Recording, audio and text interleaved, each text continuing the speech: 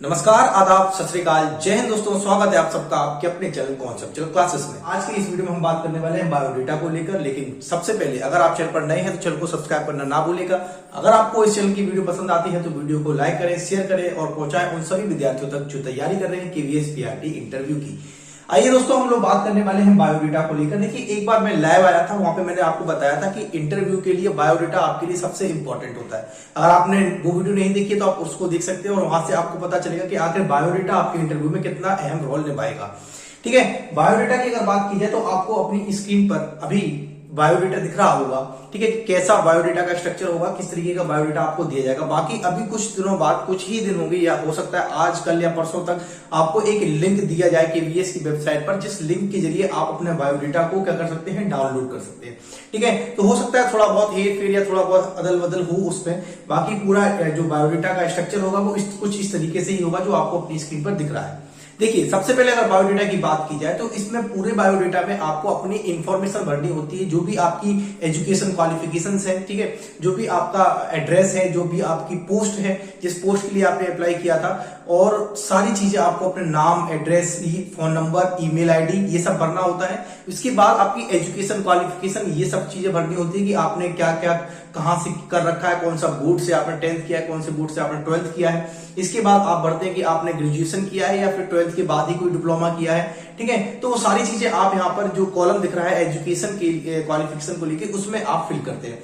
इसके बाद सबसे बड़े और सबसे अहम पॉइंट जो बायोडेटा में होता है, जिससे आपका इंटरव्यू, आपको जो ड्राइव है, जो आपका मोल्ड है, जो आपका दिशा है, वो उसी दिशा में चलेगा। यानी अगर आप समझ रहे हैं ना कि आप अपने इंटरव्यू के खुद से ड्राइवर हैं और खुद से आप बताएंगे कि आपका इंटरव्यू किस दिशा में जाना चाहिए, तो वो जो दिशा होगी वो निर्धारित कौन करेगा, वो आपके बायोडेटा का जो एक पॉइंट है, सुटेबिलिटी टू द पोस्ट, मतलब आप जो इस पोस्ट के लिए सुटेबल हैं, वो जब आप 50 वर्ड्स में आप जब लिखते हैं उस सुटेबिलिटी को, कि आप क्यों ही इस पोस्ट के लिए सुटेबल हैं, आपके अंदर ऐसी क्या क्वालिटीज हैं, ऐसी क्या क्वालिफिकेशंस हैं, ऐसी क्या स्किल्स हैं, जिसके जरिए से आप ये मानते हैं, आप ये कन्विंस कर सकते हैं सामने वाले को कि आप जो है वो इंटरव्यू में या इस पोस्ट के लिए सबसे बेस्ट कैंडिडेट है। ठीक है, तो उसमें जो कुछ भी आप फिल करते हैं वही आपके इंटरव्यू की दिशा और रिजल्ट को निर्धारित कर देता है कि आप अपने इंटरव्यू को किस दिशा में ले जाना चाह रहे हैं और आपका कितना इंटरव्यू कितनी तैयारी से आप दे सकते हैं। ठीक है, तो जितनी भी तैयारी आपको करनी है अपने इंटरव्यू की, वो आपने बायोडेटा में जो सुटेबिलिटी टू द पोस्ट में जो कुछ भी आप लिखेंगे उसी को आधार मानकर करनी है,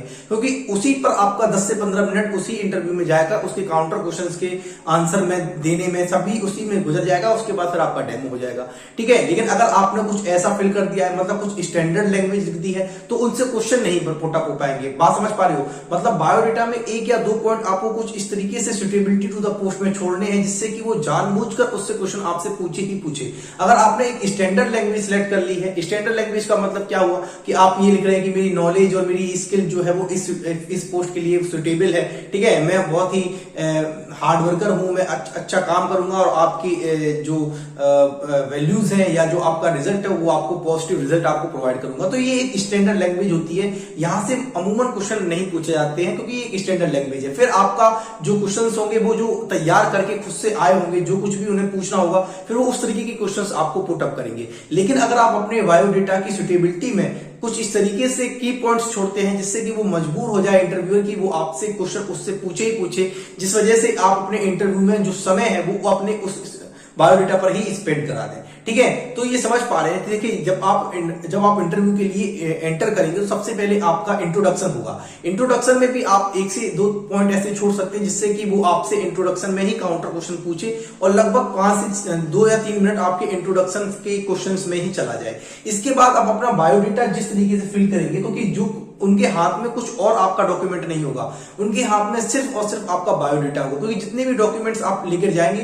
वो आपके इंटरव्यू रूम से पहले ही आपके चेक कर लिए जाएंगे और फिर उसमें केवल और केवल आपका जो बायोडेटा हो, जो आपने फुल किया है, उसी बायोडेटा को वो वहां तक पहुंचाया जाएगा। तो जितने भी आपके पैनल में सदस्य होंगे, अमूमन 3 या 4 या फिर अधिक से 5 सदस्य हो सकते हैं पैनल में, तो उन सभी के पास आपका जो होगा सिर्फ और सिर्फ बायोडेटा होगा। इसीलिए कहा भी जाता है कि जब आप बायोडेटा लेकर जाएंगे इंटरव्यू के सामने, इंटरव्यू के दिन तो आप 4 से 5 कॉपी ले जाते हैं, जिससे कि वो सभी लोगों के पास अलग अलग कॉपीज पहुंच जाए। ठीक है, तो अब बायोडेटा में वो जो सारी इंफॉर्मेशन है वो तो सब कॉमन है, जैसे कि आपका नाम क्या है, आपकी पोस्ट क्या है, आप किस पोस्ट के लिए अप्लाई किए, वो पोस्ट क्या है। ठीक है, आपका एड्रेस क्या है, आपका फोन नंबर क्या है, आपकी ईमेल आईडी क्या है, आपकी एजुकेशन या आपकी क्वालिफिकेशन क्या क्या रही है, इन सबको तो आपने भर लिया है। फिर 2 ही पॉइंट बचते हैं ऐसे बायोडेटा में जो आपके लिए इंपॉर्टेंट है। पहला सुटेबिलिटी टू द पोस्ट और दूसरा होता है आपका स्पेशल अचीवमेंट्स, क्योंकि इन दोनों में ही जो कुछ भी आप भरेंगे उनसे क्वेश्चंस आपसे पुटअप होंगे। ठीक है, और क्वेश्चन पुटअप होने का मतलब है कि फिर उसी पर बहस चलती है, फिर उसी पर डिस्कशन चलता है, और उसी डिस्कशन में जितना समय आप दे पा रहे हैं, जितना समय आप स्पेंड कर पा रहे हैं, उतना मोर देन सफिशिएंट हो जाता है आपके इंटरव्यू में जो आपको समय दिया गया है। ठीक है, क्योंकि आपका इंटरव्यू अच्छे 20 या 25 मिनट चलेगा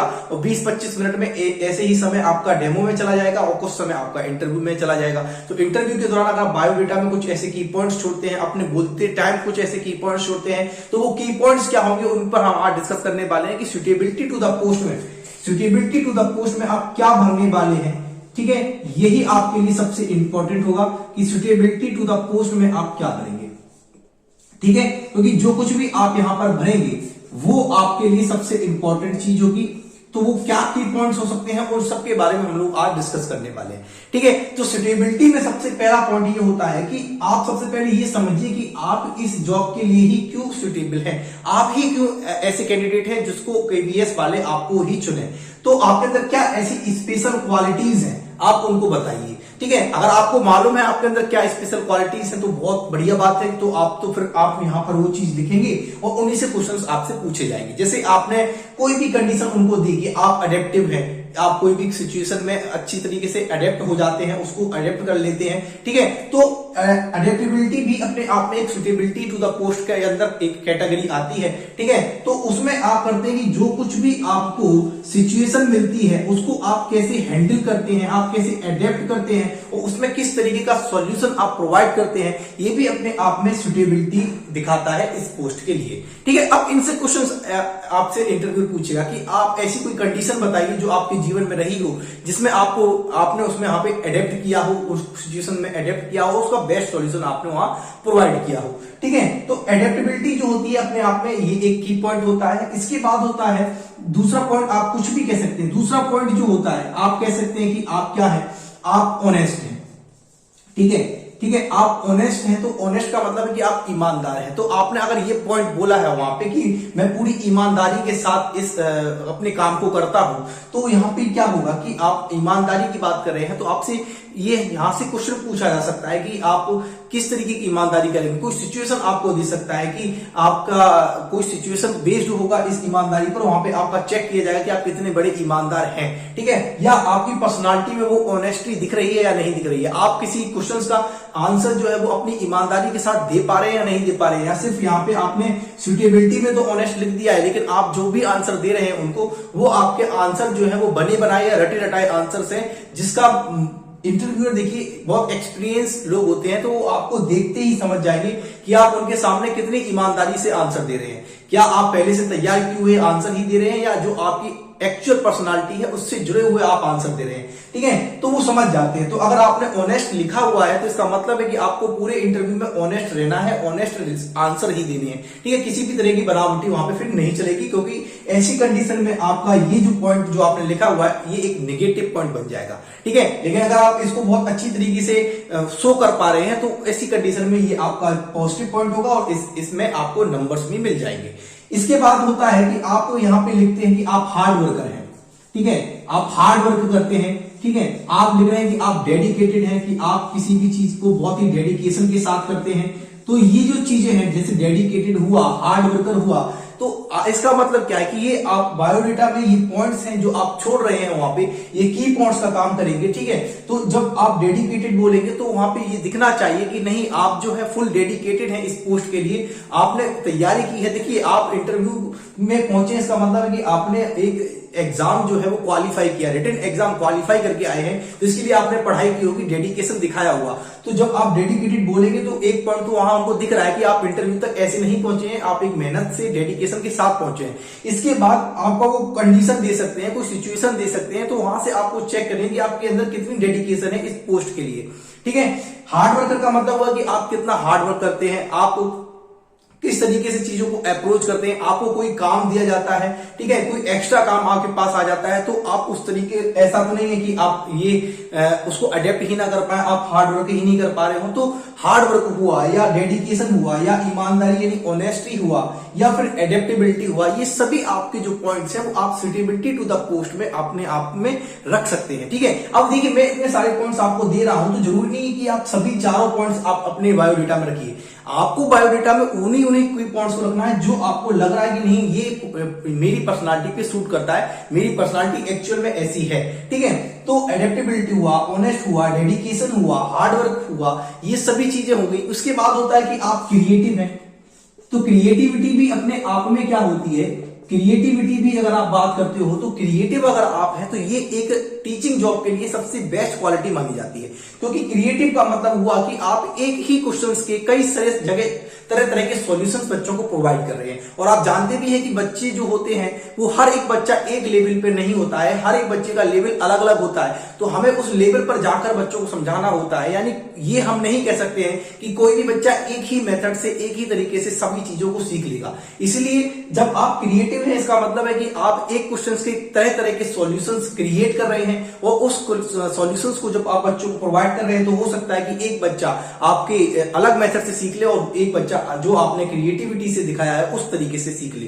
ठीक है, तो क्रिएटिविटी होना, क्रिएटिव होना टीचर के लिए सबसे इंपॉर्टेंट चीज है। तो क्रिएटिविटी भी आपका एक सुटेबिलिटी टू द पोस्ट के लिए बहुत ही इंपॉर्टेंट की पॉइंट है, आप इसको अपने बायोडेटा में रख सकते हैं। ठीक उसी प्रकार से अगर बात की जाए, क्रिएटिविटी हो गया, इनोवेटिव हो गया, ठीक है, आप इनोवेशन करते हैं, आप क्या है, आप टेक्निक फ्रेंडली हैं, ठीक है, टेक्निक फ्रेंडली हैं या आप टेक्निकल हैं।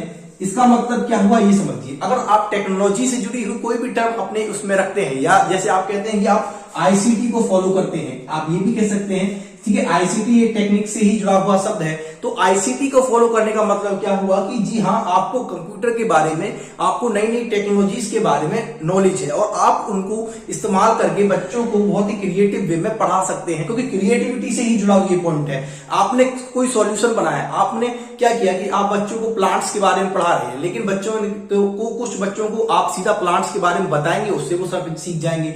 कुछ बच्चों को आप गार्डन में ले जाकर एक्सप्लोर करके प्लांट्स दिखाएंगे, एक्चुअल में वो टच करेंगे, फील करेंगे, उससे सीखेंगे। कुछ बच्चों को आप क्या करेंगे, आईसीटी का इस्तेमाल करके भी वहां पढ़ा सकते हैं। कैसे कि आपने बहुत ही इंटरेक्टिव वे में एक पीपीटी तैयार की, उस पीपीटी में छोटी छोटी वीडियोस लेकर आए, ठीक है, उस पीपीटी में आपने छोटी छोटी पिक्चर्स को रखा। इन पिक्चर्स को देखकर, इन वीडियोस को देखकर बच्चा क्या करेगा, उसमें इंगेज होगा और उसको चीजों को वो समझ में आएंगी चीजें। तो इसका मतलब क्या है कि आपने आईसीटी का यूज किया है, टेक्नोलॉजी का इस्तेमाल करके आपने बच्चों के लिए एक क्रिएटिव सॉल्यूशन निकाला उसी टॉपिक को लेकर। तो आईसीटी का फॉलो, आजकल आईसीटी केवीएस के लिए आप सभी जानते हैं कि सबसे इंपॉर्टेंट चीज हो चुकी है, बहुत ही मेन फोकस होता है बच्चों का आईसीटी की तरफ, ठीक है, क्योंकि तेजी से हम टेक्नोलॉजी की तरफ जा रहे हैं। और आपने देखा भी होगा कि जब कोविड का टाइम आया था तो सभी कॉलेजेस, सभी विद्यालय और जितने भी स्कूल्स थे वो सभी जो हुए थे वो शिफ्ट हुए थे आपके किस पर, ऑनलाइन मोड पर। तो जूम मीटिंग के जरिए आपने देखा होगा कि बच्चों के लेक्चर्स लिए जा रहे थे, बच्चों से 1 to 1 कन्वर्सेशन किया जा रहा था। वो इसीलिए किया जा रहा था कि बच्चों का किसी ना किसी तरीके से हम इंगेज कर सके, इतना लंबे समय तक बच्चे अपनी एजुकेशन से दूर ना रहे, ठीक है। तो आईसीटी का इस्तेमाल करना तो बहुत जरूरी है, आपको देख लेना है। आईसीटी आप अपने उसमें रख सकते हैं, अपने सुटेबिलिटी टू द पोस्ट में, ये आपके लिए बहुत ही इंपॉर्टेंट साबित होगा, बशर्ते तभी जब आपको इससे बनने वाले क्वेश्चंस का आंसर आप दे पाए। जैसे अगर उसने पूछा कि आप आईसीटी में क्या क्या यूज करेंगे, कैसे आप आईसीटी का इस्तेमाल करेंगे, तो आप कह सकते हैं कि हम सब पीपीटी का इस्तेमाल कर सकते हैं, हम अपना पीपीटी के जरिए, बाकी हम वीडियोस के जरिए, ठीक है, ऑडियोस के जरिए, इन सभी टेक्नोलॉजीज के जरिए हम बच्चों को बहुत तरह तरह की चीजें सिखाएंगे। तो अगर आप ऐसी चीजें बोल पा रहे हैं तो आप अपनी आईसीटी के टर्म को फुलफिल कर पा रहे हैं, इनसे बनने वाले काउंटर क्वेश्चंस को आप तैयार कर पा रहे हैं, जिससे क्या होगा कि आपको इस पर नंबर मिलेगा।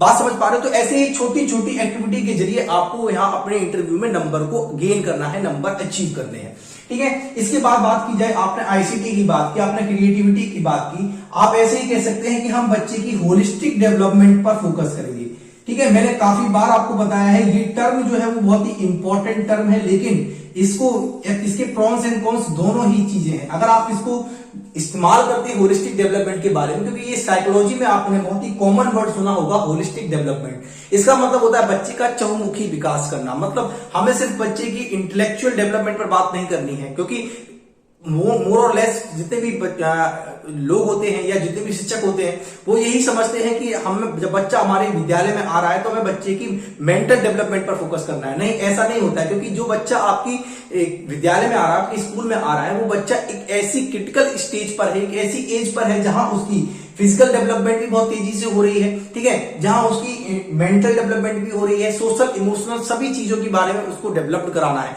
तो ऐसी स्थिति में हमें बच्चे की चहुमुखी विकास यानी कि होलिस्टिक डेवलपमेंट की बात करनी है। ये होलिस्टिक डेवलपमेंट आपसे फिजिकल डेवलपमेंट की भी बात करता है, आपकी मेंटल डेवलपमेंट की भी बात करता है, ठीक है, आपकी सोशल, इमोशनल और स्पिरिचुअल इन सभी डेवलपमेंट की बात करता है। लेकिन जब आप इस टर्म का यूज कर रहे होंगे तो ये पॉजिटिव तब होगा जब आप इससे बनने वाले काउंटर क्वेश्चंस, इनसे बनने वाले क्वेश्चन और उन क्वेश्चंस से बनने वाले काउंटर क्वेश्चंस का जवाब आप आसानी से दे पा रहे हैं। जैसे होलिस्टिक डेवलपमेंट का आपने अगर इस्तेमाल किया है तो आपसे पूछा जाएगा पहला ही क्वेश्चन कि होलिस्टिक डेवलपमेंट क्या है, ठीक है। तब उस कंडीशन में आप उस होलिस्टिक डेवलपमेंट को डिफाइन अगर कर पा रहे हैं कि देखिए होलिस्टिक डेवलपमेंट वो डेवलपमेंट है जिसमें हम हर एक डेवलपमेंट को शामिल करते हैं और हर एक डेवलपमेंट को शामिल करने के बाद एक टर्म दिया गया जिसको हम होलिस्टिक डेवलपमेंट बोलते हैं, ठीक है। इसी के अंदर हम फिजिकल डेवलपमेंट की बात करते हैं, मेंटल डेवलपमेंट की बात करते हैं, सोशल और इमोशनल डेवलपमेंट की बात करते हैं। तो अब देखिए फिजिकल डेवलपमेंट और इंटेलेक्चुअल डेवलपमेंट की तो बात हो गई, लेकिन जैसे ही आप सोशल इमोशनल डेवलपमेंट की बात करेंगे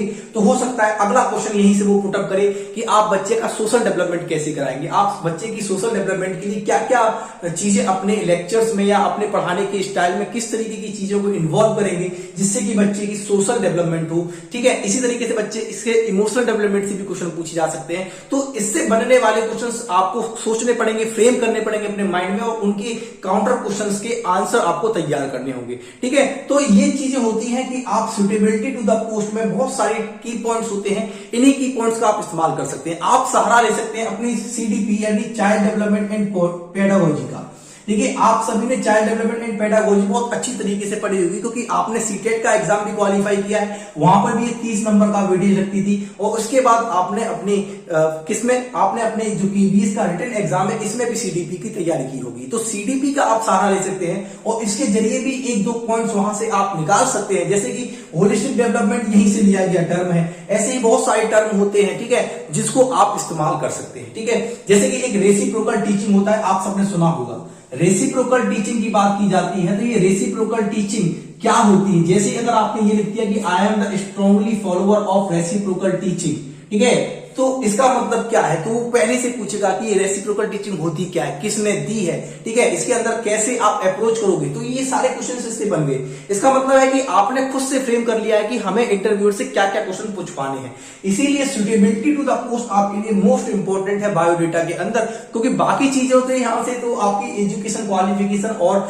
नेम और एड्रेस की बात होती है, जहां से क्वेश्चन नहीं बनेगा, ठीक है। एक दो क्वेश्चन बनेंगे कि पूछ लेगा आप जहां रहते हैं वहां की क्या विशेषता है, ठीक है। बाकी जो क्वेश्चंस बनने वाले सुटेबिलिटी टू द पोस्ट पे बनने वाले हैं, इसमें आप सोच समझ के अपना तैयार कीजिए। सुटेबिलिटी कैसे 50 वर्ड में आपको लिखनी है, की पॉइंट्स बहुत सारे हो सकते हैं, मैंने बहुत सारे आपको बताए भी हैं। और अगर आपको इनमें से कोई भी लगता है कि आपकी पर्सनालिटी पे सूट करता है तो आप उसको अपना रख सकते हैं। साथ ही साथ आप चाइल्ड डेवलपमेंट एंड पेडागोजी जो एक सब्जेक्ट है इसका भी सहारा ले सकते हैं। इसमें कई सारे की पॉइंट्स आपको मिल जाएंगे, आप उन की पॉइंट्स का भी इस्तेमाल कर सकते हैं। जैसे मैंने यहां से एक होलिस्टिक डेवलपमेंट और रेसिप्रोकल टीचिंग इन दोनों को ही कहां से लिया है, इन दोनों को ही हमने चाइल्ड डेवलपमेंट एंड पेडागोजी के सब्जेक्ट से यहां पर लिया है। तो ये दोनों ही आप यहां पर भी रख सकते हैं और इससे भी आप बता सकते हैं बच्चे को कि किस तरीके से हमें बच्चों को क्या से क्या पढ़ाना है, ठीक है। तो इससे बनने वाले काउंटर क्वेश्चन आपको जरूर तैयार करने हैं।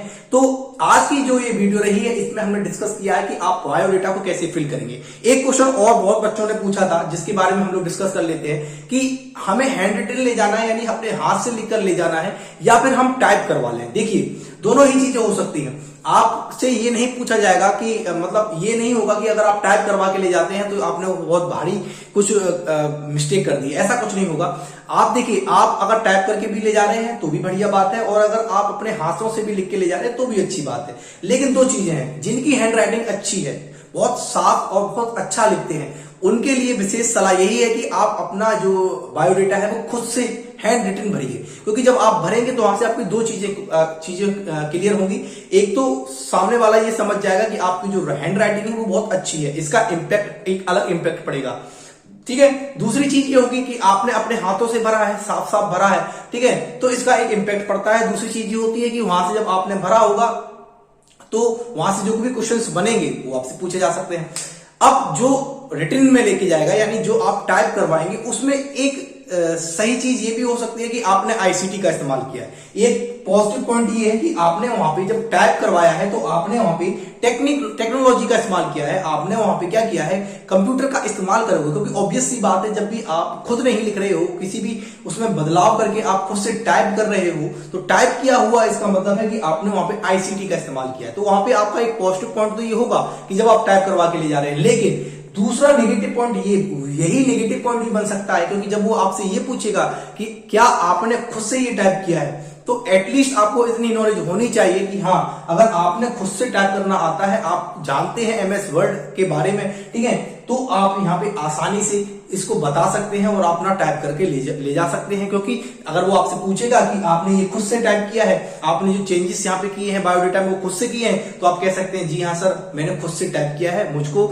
नॉलेज है कंप्यूटर की, ठीक है, और मैंने इस पर काम भी किया है। तो इसमें क्या होगा, आपका पॉजिटिव पॉइंट हो जाएगा कि हाँ, आप आईसीटी से वेल अवेयर हैं, ठीक है। और मैंने दोनों ही चीजें बता दी। अगर आप ये चीज नहीं प्रूव कर पाए कि आपको आईसीटी का इस्तेमाल करना नहीं आता है या आप कंप्यूटर फ्रेंडली नहीं है, तो ऐसी स्थिति में आप टाइप करवा कर ले जाएंगे तो वो आपको नेगेटिव इंपैक्ट भी डाल सकता है। तो दोनों ही चीजें हैं, अगर आप टाइप करवा कर ले जाना चाहें तो टाइप करवा कर ले जाइए, अगर आप हैंड रिटन ले जाना चाहते हैं तो हैंड रिटन ले जाइए। दोनों के लिए मैंने बता दिया है कि जिनकी राइटिंग अच्छी है वो प्रेफर करें कि आप हैंड रिटन में नहीं ले जाएं, यानी अपने हाथों से लिखकर ले जाएं, या जो चाहते हैं कि हमारा जो टेक्नोलॉजी फ्रेंडली है, हम कंप्यूटर का इस्तेमाल करना जानते हैं, तो वो अपना टाइप करवा कर भी ले जा सकते हैं। क्लियर बात है। तो सुटेबिलिटी टू द पोस्ट की हम लोगों ने बात कर ली है। अब अगर हम बात करें स्पेशल अचीवमेंट की, तो स्पेशल अचीवमेंट आप सभी जानते हैं कि स्पेशल अचीवमेंट्स में कुछ लोगों के लिए जिन्होंने अचीवमेंट की है उनके लिए अच्छी बात है, जिन्होंने नहीं की है वो बहुत सारे क्वेश्चन पूछ रहे हैं कि हमने सर कोई स्पेशल अचीवमेंट नहीं की है, ऐसी स्थिति में हम क्या करें। तो अपनी तरफ से बनाना तो कुछ नहीं है, अगर आपके पास कोई स्पेशल अचीवमेंट नहीं है तो ऐसी स्थिति में आप उस कॉलम को खाली छोड़ देंगे। बात समझ पा रहे हो, क्योंकि अपनी तरफ से कुछ भी झूठा अगर आप लिखोगे, लेकिन आपके पास कोई छोटी भी अचीवमेंट है तो आप वहां पे मेंशन कर सकते हैं, लेकिन अगर आपके पास कुछ भी अचीवमेंट नहीं है तो ऐसी स्थिति में आप उस कॉलम को खाली ही छोड़ेंगे। क्योंकि अगर आपने यहाँ पे कुछ भी अलग सलग भर दिया, कुछ झूठा भर दिया, जो आपने अचीव नहीं किया है वो भर दिया, तो एटलीस्ट फिर आपको उसके सर्टिफिकेट जो होना चाहिए वो होना चाहिए, साथ ही साथ आपके पास को उसकी नॉलेज होनी चाहिए, ठीक है। बात समझ पा रहे हो। और बाकी मुझे नहीं लगता कि आपके पास कोई ऐसी स्पेशल अचीवमेंट नहीं होगी, आपके पास कुछ ना कुछ तो स्पेशल होगा ही जो आपने अचीव किया होगा, चाहे वो स्कूल लेवल पर हो, ठीक है, चाहे वो डिस्ट्रिक्ट लेवल पर हो या चाहे वो स्टेट लेवल पर हो। ये फर्क नहीं पड़ता है कि आप डिस्ट्रिक्ट लेवल या स्टेट लेवल पर ही हो तभी आप उस स्पेशल अचीवमेंट में दिखाएंगे। आपका स्कूल लेवल पर भी अगर आपने कोई भी अवार्ड जीता है, कोई भी कुछ भी एक्टिविटी में भाग लिया है, वहां पे आप फर्स्ट आए हैं, जैसे स्कूल्स में बहुत सारी एक्टिविटीज होती रहती हैं, आपने कभी ना कभी उस एक्टिविटीज में पार्टिसिपेट किया होगा, उसमें वहां पे आपको कुछ अवार्ड मिला होगा, तो आप वहां पे मेंशन कर सकते हैं कि सर मैं स्कूल में पार्टिसिपेट किया था और मुझे ये अवार्ड मिला था, ये मेरी स्पेशल अचीवमेंट थी, ठीक है। तो ऐसी स्थिति में जब आप उस स्पेशल अचीवमेंट्स में कुछ भी मेंशन करेंगे तो वहां से भी आपसे क्वेश्चन पूछे जा सकते हैं। जैसे किसी बच्चे को अगर 10th या 12th में स्कूल लेवल पर ही किसी एक सब्जेक्ट में बहुत अच्छे मार्क्स आए हैं, तो ऐसी स्थिति में जब वो मेंशन करेगा तो हो सकता है कि उससे उसी सब्जेक्ट से रिलेटेड कुछ क्वेश्चन पुटअप किए जाए, ठीक है। तो ये होता है कि अगर आप जो भी बायोडेटा में मेंशन करेंगे उसी से आपसे क्वेश्चंस बनेंगे और वही आपका डिसाइड करेगा कि आपका इंटरव्यू किस दिशा की ओर जा रहा है। बात समझ पा रहे हो। तो पूरे इंटरव्यू में जो मेन रोल निभाएगा वो आपका बायोडेटा ही निभाएगा। तो बायोडेटा में भी 2 पॉइंट आपके सबसे अहम रोल निभाएंगे। एक आपका सुटेबिलिटी टू द पोस्ट की आप इस पीआरटी यानी प्राइमरी टीचर के लिए क्यों सुटेबल है, और दूसरा आपके स्पेशल अचीवमेंट्स, ठीक है, आपने क्या स्पेशल अचीव किया है आज तक की इस ड्यूरेशन में। बात क्लियर है। तो आज की ये वीडियो कैसी लगी आप लोग कमेंट करके जरूर बताएं। बाकी अगर आपको वीडियो पसंद आई है तो वीडियो को लाइक करें, शेयर करें, और चैनल पर नए हैं तो चैनल को सब्सक्राइब करें और वीडियो को पहुंचाएं उन सभी विद्यार्थियों तक जो तैयारी कर रहे हैं KVS PRT इंटरव्यू की। चलिए मिलते हैं अगली वीडियो में, तब तक के लिए जय हिंद दोस्तों।